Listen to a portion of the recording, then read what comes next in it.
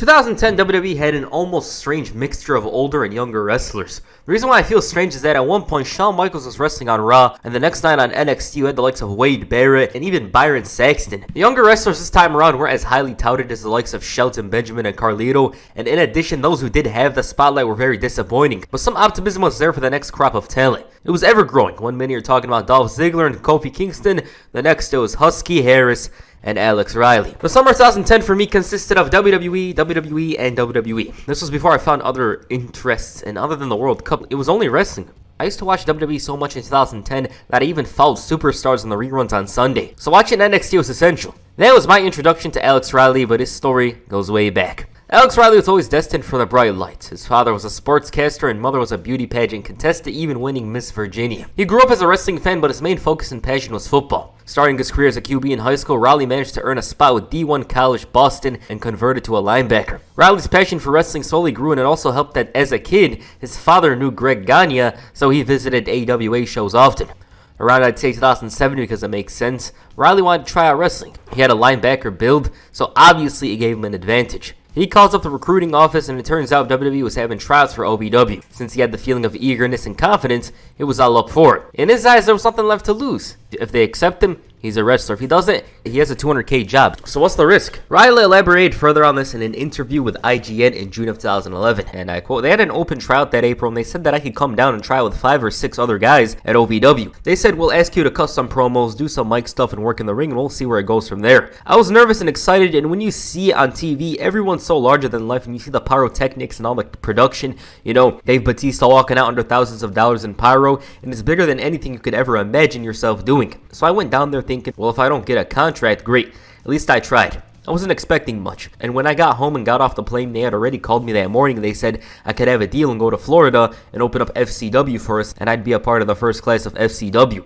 I couldn't stop smiling. I called my dad and I started doing my character for him over the phone, and it was a great day. He had to start from the ground up unlike a bunch of wrestlers there, and he found a father figure in Dusty Rhodes who saw enough in Riley to tell him, quote, "You're my guy." The American Dream unlocked the promo ability that was within Riley, and he flew high. I wanted to be Kevin Kiley, Alex Riley's real name, a real strong, athletic babyface. That wasn't working, it was too soon. I wanted to grow. I didn't know who Carson Oakley is or what he stood for. Steve Kern wanted everyone to have a ring jacket, and I had no idea what to do. We had just got home for Christmas break, and I saw my old Letterman jacket stuffed in the closet. I said, I'll give this a shot. I cut this promo wearing the jacket, and Dusty said, "That's who you are." And I continued wearing the jacket. Kylie became Riley, which was my mother's maiden name, and that's how Alex Riley was born. Carson Oakley used to be his old name, but then he turned heel. Alex Riley was a jock bully that, like a high school senior, seemed destined for a bright future. He was doing well in FCW, which caught the eye of the big guys because NXT Season 2 was the perfect way in their eyes to introduce Alex Riley to the world. What allowed Riley to stand out in NXT was his charisma and comedy. He made jokes out of Matt Striker, sounded so damn confident in his skills that it would have you believing that he's actually like this. And Michael Cole was his biggest supporter. It was a good time for him.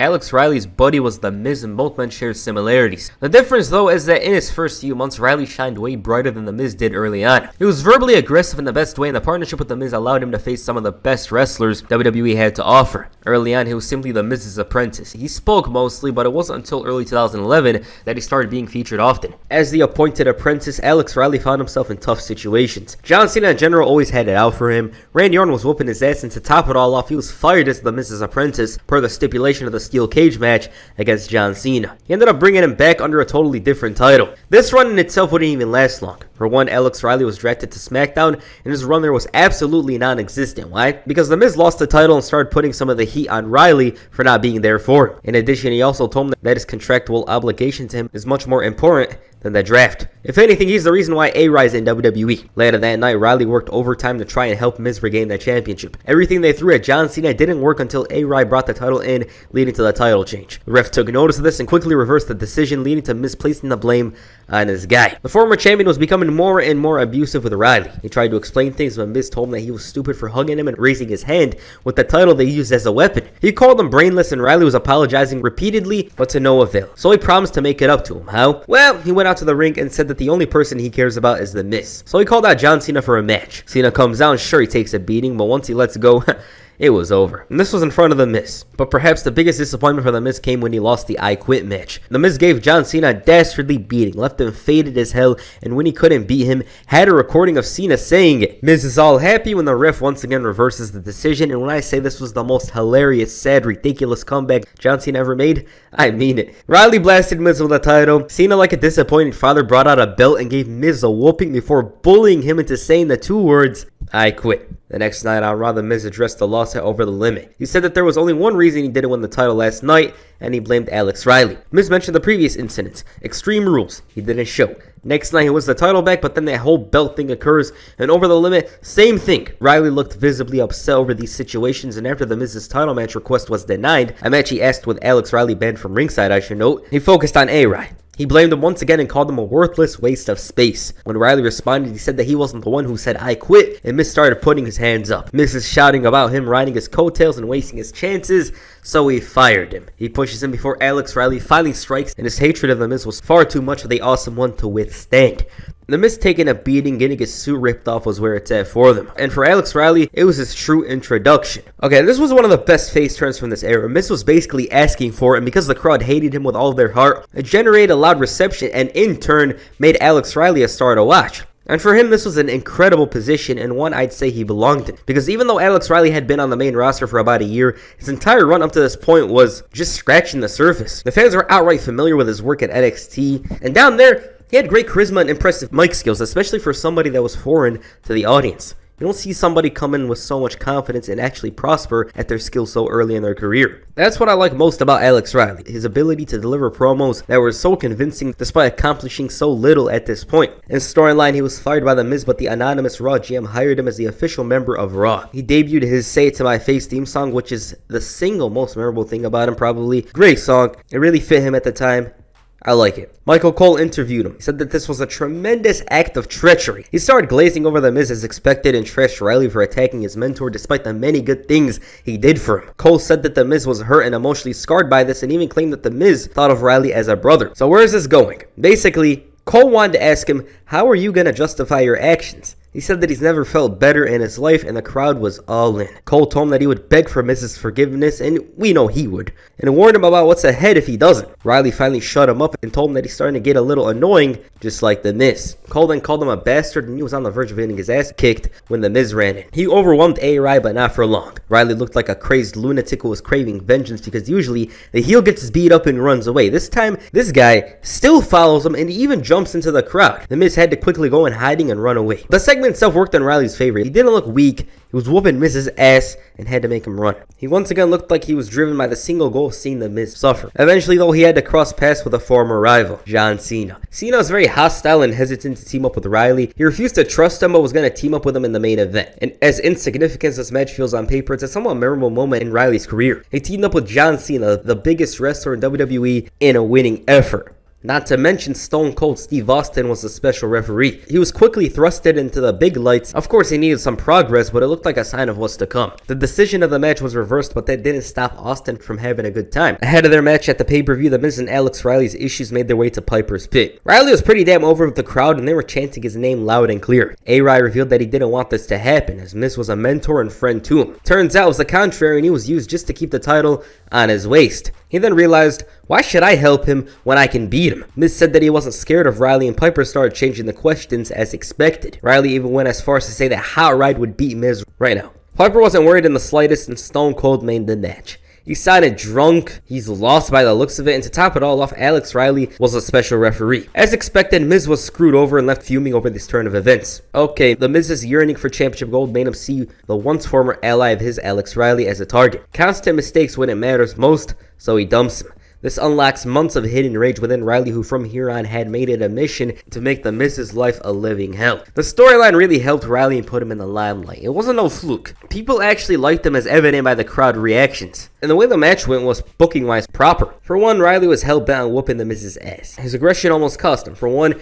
he could have been disqualified, and two, Miz capitalized. This allowed the experienced Miz to slow down the pace and get his shots in. It got to the point where Booker felt that the ref should stop the match because Alex Riley was defenseless. He was so eager to switch the pace and take control, but Miz was overwhelming. His arrogance was getting him in tough positions, but he was in control. It took a while before A-Rai fought back, but when he did, he was explosive. The match was getting dry before that, and at one point, Riley dragged Cole and pushed him to the ground. Miz brings in the briefcase, but Riley avoids the shot and hits the Impaler DDT for the win. The match itself was pretty boring. It did help Riley a bit because beating The Miz in the year of 2011 is a big deal. He was the number 2 guy on Raw at the time. But the feud wasn't over. They faced off in a rematch with Riley scoring the victory but getting a beating from The Miz afterwards. This was as good as it was going to get for him because the feud slowly faded and Riley, who was on the verge of superstardom, was moving far and far away from that. His next feud on paper though looked good. It was Dolph Ziggler. Ziggler was a US champion and Riley, fresh off his feud with The Miz, looked like a formidable opponent. It looked like there was a huge chance of Riley winning the title because, as I said, he had some hype and interest behind him. Ultimately though, he came up short and to top it all off suffered a hip injury in October of 2011. The push that had brought him to the spotlight was nowhere to be found.